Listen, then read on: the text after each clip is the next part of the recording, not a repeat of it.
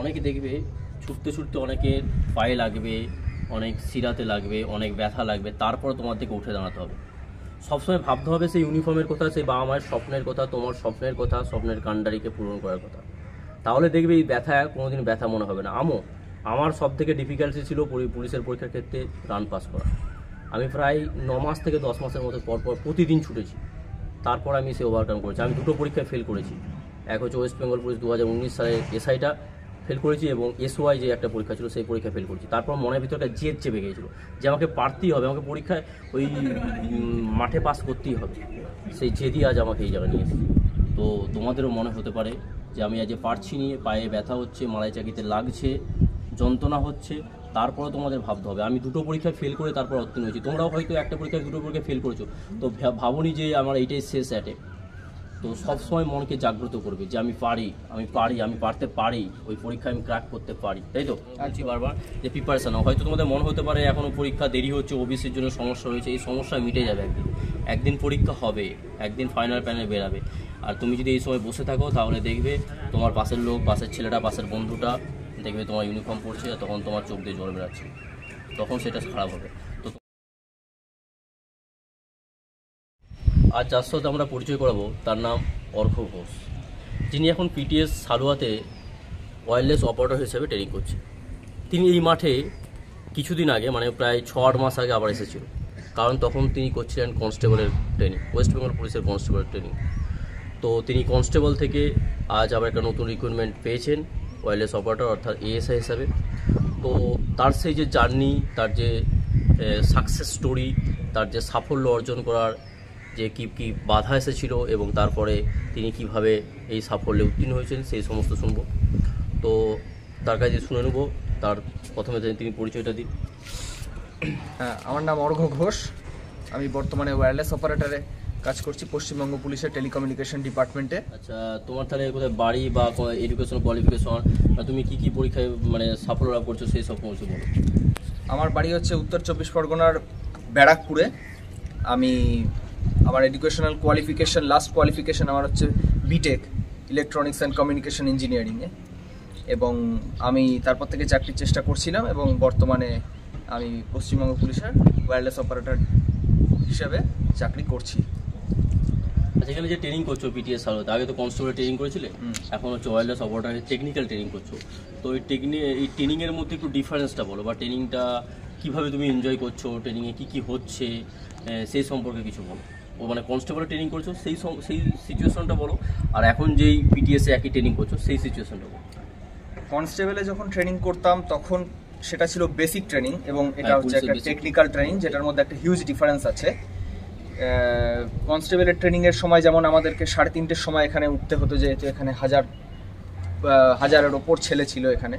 তো প্রথমে 3:30-র সময় উঠে আমাদেরকে রাইফেল তুলতে হতো। যখন থেকে রাইফেল ওটা শুরু হলো, তার আগে আমরা 5টার সময়ও উঠতাম। তো সেই রাইফেল নিয়ে গিয়ে আমাদের মাঠে গিয়ে আমাদের সেটা নিয়ে পিটি এবং প্যারেড যেগুলো হতো সেইগুলো, এবং তারপরে ল ক্লাসে যেতে হতো 10টা থেকে, এবং তারপর আবার দুপুরবেলা 3:30 থেকে 5:30 পর্যন্ত মাঠ হতো, 5:30-6টা অবধি, এবং রাতে রোল কল যেমন অ্যাজ ইউজুয়াল হয়। কিন্তু এই টেকনিক্যাল ট্রেনিংটা হচ্ছে অনেকটাই ওই পিটি প্যারেড এইসবের দিক থেকে অনেকটা হালকা। যেমন ওই সকালবেলা উঠে হালকা ফুলকা একটুখানি এক্সারসাইজ 6টা থেকে 7:30 পর্যন্ত, তারপরে যা টেকনিক্যাল ক্লাস ল বিল্ডিংয়ে হচ্ছে, এবং তারপর বিকেলবেলা একটু হালকা ফুলকা গেমস এবং রাতে রোল কল। সুতরাং অনেকটাই চাপ কম মানে বেসিক্যালি এখানে হচ্ছে টেকনিক্যাল ট্রেনিং, মানে হচ্ছে পড়াশোনা হবে এবং প্র্যাকটিক্যাল যে ব্যাপারটা হচ্ছে সে পুলিশের বেসিক ট্রেনিংয়ের মতো নয়। মানে আমরা বেসিক ট্রেনিং করে এসেছি বড়জোড়াতে, তো এখানকার ট্রেনিংটা অনেকটা আলাদা। মানে ওয়্যারলেসের যে কাজ, যে সমস্ত কাজ করতে আমাদের মধ্যে একটা ইনক্লুড রয়েছে যে সাইবার ক্রাইম ইনভেস্টিগেশন এবং সোশ্যাল মিডিয়া মনিটরিং, এই ট্রেনিং আমরা অলরেডি করেছি এবং ডিস্ট্রিক্টেও করেছি, তাই তো? তুমিও করেছি নিশ্চয়ই। তো সেই তুমি যে ডিস্ট্রিক্টে যে অ্যাটাচমেন্ট ছিলে তখন তার এক্সপিরিয়েন্সটা বলো, মানে কী করতে হতো, বা পিএসএ ছিলে নাকি কোথায় ছিলে, পিএসএর এক্সপিরিয়েন্সটা বলো। ডিস্ট্রিক্টে আমাকে হচ্ছে থানাতে দেওয়া হয়েছিল, এবং থানাতে হচ্ছে একজন ওয়্যারলেস অপারেটরের থেকে একজন থানার এএসআই হিসাবে আমাকে আউটডোরের কাজ যেমন হচ্ছে নাকা চেকিং এগুলো করতে হয়েছিল। নাকা চেকিংয়ের এক্সপিরিয়েন্সটা বলো, কেমন কী করতে হয়, বা পুলিশ আমাদের যারা দর্শক আছে বা যারা এক্সপিরিয়েন্স আছে তাদের ক্ষেত্রেও যে অনেক সময় পুলিশের ওই নাকা চেকিংয়ের কাছে মানে ডকুমেন্টস না থাকার জন্য বা একে না থাকার জন্য তাদেরকে ধরে। তো তোমার এক্সপিরিয়েন্সটা বলো বা কী হয়েছিল? নাকা চেকিংয়ে হচ্ছে আমাদেরকে দেখতে বলা হয়েছিল যে ওই যে গাড়িগুলো আসছে, সে 2 চাকা বা 4 চাকা যে গাড়িগুলো, সেই গাড়িগুলোর হচ্ছে প্রপার ডকুমেন্টস আছে কিনা, এবং তারা কোথা থেকে আসছে এবং তারা কোথায় যাবে, আর তাদের নাম, ফোন নাম্বার ইত্যাদি এগুলো আমাদেরকে নোট করতে বলা হচ্ছিল, এবং তাদের গাড়ি ডিকিগুলো যেমন চেক করা এবং সেগুলোর ছবি তুলে পাঠানোর জন্য মেজবাবু বলেছিলেন আমাকে।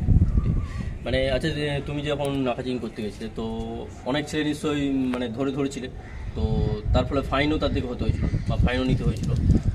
তো অরিজিনাল মানে ফাইন কেন নিয়েছিলে তোমরা? যাদের অরিজিনাল প্রপার ডকুমেন্টস নেই তাদের ক্ষেত্রে সেটা করা হয়েছে, যাদের সমস্ত ডকুমেন্টস ওকে তাদের কোনো চিন্তার কোনো কারণ নেই। ঠিক, এটাই। মানে তোমাদের মনে হতে পারে যে অনেক সময় পুলিশ ঘুষ খাচ্ছে, ঘুষ খায় না। তোমার কাছে যদি প্রপার ডকুমেন্টস থাকে, প্রপার যদি এভিডেন্স থাকে, তোমার কেউ কারো ক্ষমতা নেই তোমার কাছে একটা টাকা নেই। আর যেই টাকাও নেওয়া হয় সেটা হচ্ছে সরকারের খাতে চলে যায়। তো তোমার যদি ডকুমেন্টস থাকে, তোমার যদি অরিজিনাল গাড়ির সমস্ত কিছু লাইসেন্স আরে থাকে, তোমার নিজের যদি লাইসেন্স থাকে, কারো ক্ষমতা নেই তোমার কিছু, তাই তো? একদম, অবশ্যই। তো তারপর তুমি বলো যে এখন যারা ছাত্ররা, যারা পুলিশের পরীক্ষার জন্য যারা ওতপ্রোতভাবে আগ্রহী হয়ে পড়াশোনা করছে, তো পুলিশের চাকরি তারা আসবে কেন? পুলিশের চাকরিতে কী আছে? পুলিশের চাকরিতে কেন তারা জয়েন করবে? প্রথমত অনেকের স্বপ্ন থাকে যে ছোটবেলা থেকে যে এই খাকি পোশাকটা আমি পরবো, এবং ইউনিফর্মের প্রতি একটা ভালোবাসা থেকে তারা এইদিকে আসতে পারে।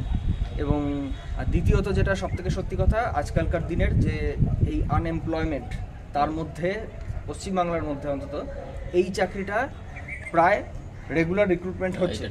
সেই ক্ষেত্রে একটা মধ্যবিত্ত বাড়ির স্বচ্ছ নিয়োগ হচ্ছে।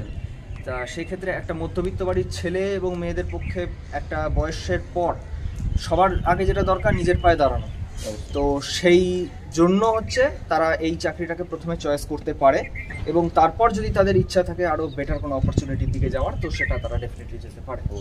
ঠিক, প্রত্যেকটা মানুষই তার যে আজকে পদে রয়েছে সেই পদ থেকে মানে উন্নতর পদে যাওয়ার জন্য অবশ্যই চেষ্টা করো। তুমি যেমন কনস্টেবল ছিলে আগে, তারপরে এএসআই পেয়েছো, হয়তো আরও নতুনভাবে তুমি পড়াশোনা করবে বা নতুনভাবে নতুন পরীক্ষায় মানে জয়েন করবে। তো তাই যারা আজকে পুলিশের পরীক্ষার জন্য প্রিপারেশন নিচ্ছে, অনেক হিউজ ভ্যাকেন্সি রয়েছে। তো হিউজ ভ্যাকেন্সির মধ্যে তোমার মাত্র একটা সিটই দরকার। তো সেই সিট অর্জন করার জন্য তোমরা মন প্রাণ দিয়ে পরিশ্রম করো, ঠিক আছে? এই যে ইউনিফর্ম, এই যে ড্রেস পরে রয়েছে, এই ড্রেসটা একটা স্বপ্ন। একসময় আমারও স্বপ্ন ছিল, এরও স্বপ্ন ছিল যে এই ইউনিফর্ম পরবো, এই ড্রেস পরবো। তো সেই স্বপ্ন যদি পূরণ করতে চাও তাহলে অবশ্যই পড়াশোনা করো। আমার এই মোটিভেশনাল ভিডিওগুলো দেখো, মনে একটা আনন্দ, একটা ফুর্তি জাগাও। আমরা যখন প্রিপারেশন সেরেছিলাম তখন এই ট্রেনিংয়ের ভিডিও দেখতাম, দাদারা যে ট্রেনিংয়ের ভিডিও ছাড়তো, ট্রেনিংয়ের ভিডিও দেখতাম প্রতিদিন। রাতে ভাবতাম যে আমিও একদিন এরকম করে ট্রেনিং করবো, এরকম করে ট্রেনিংয়ে আমি যাব। এবং এই যে রাইফেল চালানো, যে একটা রাইফেল যখন তুমি ধরবে, একটা স্বপ্ন। কারণ তুমি যে কোনো চাকরি করতে পারো, কিন্তু রাইফেল যে ধরে যে অনুভূতি পুলিশের ট্রেনিংয়ে, সেই অনুভূতিটা তুমি 1000 রকম পয়সা ইনকাম করলেও পারবে না। একমাত্র পুলিশের চাকরিতেই ব্যবহার তুমি, যে এই যে ট্রেনিং, এই যে তোমার ফিজিক্যাল, তারপর হচ্ছে তোমার টেকনিক্যাল, এই সমস্ত ট্রেনিংগুলো তোমরা অবশ্যই, তাই তো? একদম। লাস্ট দর্শকদের জানাও, আজ ওয়েস্ট বেঙ্গল পুলিশের কনস্টেবল এবং কেপি কনস্টেবল এবং কেপি এসআই এবং তোমার হচ্ছে ওয়েস্ট বেঙ্গল পুলিশের এসআইয়ের ক্ষেত্রে যারা প্রিপারেশান নিচ্ছে, তো লাস্ট সাজেশন কী থাকবে তারা কীভাবে প্রিপারেশান নেবে বা কী মানে কোন স্টেজে কোন রকমভাবে প্রিপারেশান নেবে, কোন বই পড়বে, কীভাবে তারা ইন্টারভিউর জন্য প্রিপারেশান নেবে, তো সেই সম্পর্কে কিছু বলতো। যেমন প্রথমে আগে বলি, বেঙ্গল পুলিশের কনস্টেবল বা কেপি কনস্টেবলের ক্ষেত্রে যেটা আমরা যেই কনস্টেবলের ধাপটা যেরকমভাবে পার করে এসেছি, সেটাতে আমি বিশেষত হচ্ছে একটা চ্যানেল খুব ফলো করতাম, সেটা হচ্ছে ওই সিআরপি একাডেমি ইউটিউব চ্যানেল।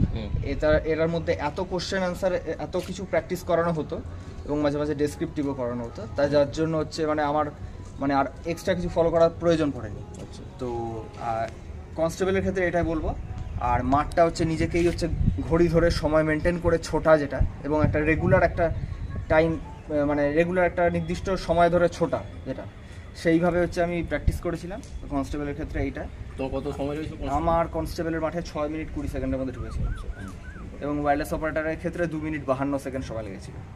তো যারা ওয়েট আছে, ছুটতে যাদের প্রবলেম হচ্ছে বা পায়ে যাদের লাগছে, তো তাদের থেকে তুমি কি বলবে, কিভাবে তারা ওই ওভারওয়েটটা ওভারকাম করে তারা ছুটবে? এটার ক্ষেত্রেও আমি একটা ইউটিউব চ্যানেলের সাহায্য নিয়েছিলাম, সেটা হচ্ছে বেঙ্গল ফিটনেস একাডেমি, সুজিত ঘোষের চ্যানেল। তো ওই চ্যানেলটাতে হচ্ছে প্রত্যেক দিনের ডায়েটিং বা হচ্ছে দৌড়ানোর যে একটা চার্ট মতো করে দেওয়া ছিল, তো সেই চার্টটাকে আমি ফলো করেছিলাম। তো সেটা যাদের ওভারওয়েট আছে বা কিছু, তারা হচ্ছে এই বা কোনো রকম কোনো ডিফিকাল্টিস আছে, তারা হচ্ছে এইটা ফলো করতে পারে ওই চ্যানেলটা। অনেকে দেখবে ছুটতে ছুটতে অনেকের পায়ে লাগবে, অনেক শিরাতে লাগবে, অনেক ব্যথা লাগবে, তারপর তোমার থেকে উঠে দাঁড়াতে হবে। সবসময় ভাবতে হবে সেই ইউনিফর্মের কথা, সেই বাবা মায়ের স্বপ্নের কথা, তোমার স্বপ্নের কথা, স্বপ্নের কাণ্ডারিকে পূরণ করার কথা। তাহলে দেখবে এই ব্যথা কোনোদিন ব্যথা মনে হবে না। আমার সব থেকে ডিফিকাল্টি ছিল পুলিশের পরীক্ষার ক্ষেত্রে রান পাস করা। আমি প্রায় 9 মাস থেকে 10 মাসের মতো পরপর প্রতিদিন ছুটেছি, তারপর আমি সে ওভারকাম করেছি। আমি 2টো পরীক্ষায় ফেল করেছি। এক হচ্ছে ওয়েস্ট বেঙ্গল পুলিশ 2019 সালের এসআইটা ফেল করেছি, এবং এসওআই যে একটা পরীক্ষা ছিল সেই পরীক্ষা ফেল করেছি। তারপর মনের ভিতরে একটা জেদ চেপে গিয়েছিল যে আমাকে পারতেই হবে, আমাকে পরীক্ষায় ওই মাঠে পাস করতেই হবে। সেই জেদই আজ আমাকে এই জায়গায় নিয়ে এসেছে। তো তোমাদেরও মনে হতে পারে যে আমি আজ পারছি নি, পায়ে ব্যথা হচ্ছে, মালাই চাকিতে লাগছে, যন্ত্রণা হচ্ছে, তারপরে তোমাদের ভাবতে হবে। আমি 2টো পরীক্ষায় ফেল করে তারপর উত্তীর্ণ হয়েছি। তোমরাও হয়তো একটা পরীক্ষায় 2টো পরীক্ষায় ফেল করেছো, তো ভাবনি যে আমার এইটাই শেষ অ্যাটেম্প। তো সবসময় মনকে জাগ্রত করবে যে আমি পারতে পারি, ওই পরীক্ষায় আমি ক্র্যাক করতে পারি, তাই তো? একদম, অবশ্যই। তারপর বলো ইন্টারভিউর জন্য তারা কী করবে? বা ইন্টারভিউতে হচ্ছে যে প্রথমে প্রিলি, মেন্স এইগুলো যেগুলো হয়ে যাচ্ছে, তার মধ্যে দিয়ে তোমার হচ্ছে যে নলেজ আছে সেটা চেক করা হয়ে যাচ্ছে। ঠিক। শুধুমাত্র তোমার অ্যাপিয়ারেন্স এবং যে ড্রেস আপ যেটা আছে সেইটা, এবং হচ্ছে কোনো একটা ওরা এমন একটা পরিস্থিতির মধ্যে তোমাকে ফেলার চেষ্টা করবে বা ইচ্ছা করে এমন একটা প্রশ্ন করলো যেটা হচ্ছে তুমি যাতে একটু হতচকিত হয়ে যাবে, এবং ওরা সেই সিচুয়েশনের মধ্যে ফেলে তোমাকে দেখবে যে তুমি সেটাকে কিভাবে ওভারকাম করে বেরোতে পারছো। তো সেটাকেই বুদ্ধির সাথে হচ্ছে উত্তর দিতে হবে, তাহলেই পার করে যাওয়া যায়। আমার ক্ষেত্রে যেমন ইন্টারভিউ হয়েছিল আমার ওয়াইল্ডলাইফ অপারেটর, যে আমি ব্যারাকপুরে যখন আমি গিয়েছিলাম, তো আমার ক্ষেত্রে এরকম হটফট করে কোশ্চেন করেছে, মানে 5টার মতো কোশ্চেন করেছে। মানে একটা কোশ্চেন করছে, সেই কোশ্চেনের অ্যান্সার আমি যা শেষ করতে না করতে আবার একটা কোশ্চেন অ্যান্সার, মানে এরকম তোমাকেও এরকম সিচুয়েশন পড়তে হতে পারে।